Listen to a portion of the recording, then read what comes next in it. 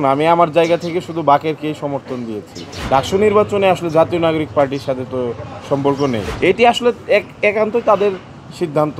এখানে ঢাকা বিশ্ববিদ্যালয়ের শিক্ষার্থীদের পরিপূর্ণভাবে সুযোগ রয়েছে, তারা স্বাধীনভাবে মতামত প্রকাশ করবে। আমার প্যানেল থাকছে, আমার প্যানেলের যারা আছে, আমার ভিপি প্রার্থী জামালউদ্দিন মোহাম্মদ খালিদের সাথে আমার কথা হয়েছে। তিনি তার জায়গা থেকে আমাকে সাজেশন দিয়েছেন এবং আমি আমার প্যানেলের প্রতি যারা আছেন প্রতিটি মেম্বারই যোগ্য এবং আমি বলবো যে ঢাকা বিশ্ববিদ্যালয়ে যারা শিক্ষার্থীরা আছে তারা যেন সমন্বিত শিক্ষার্থী সংসদ প্যানেলের দিকে খুব ভালোভাবে নজরদারি করে, কেননা অন্য যে কোনো প্যানেলের চেয়ে এই প্যানেলটি অধিকতর যোগ্য।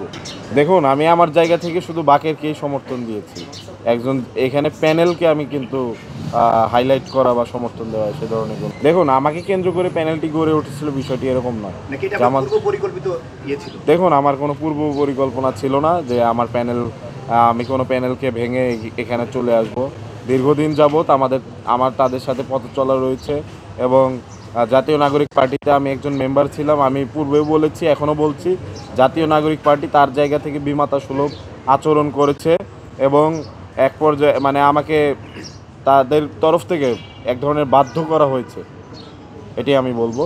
তো জাতীয় নাগরিক পার্টি তাদের ডিসিশন ওয়াইজ হয়নি এবং আমি মনে করছি ঢাকা বিশ্ববিদ্যালয়ের শিক্ষার্থী হিসাবে আমার অধিকার রয়েছে একজন জিএস পদে নির্বাচন করা, যেহেতু আমি বিগত সময়ে কাজ করে এসেছি। ডাকসু নির্বাচনে আসলে জাতীয় নাগরিক পার্টির সাথে তো সম্পর্ক নেই।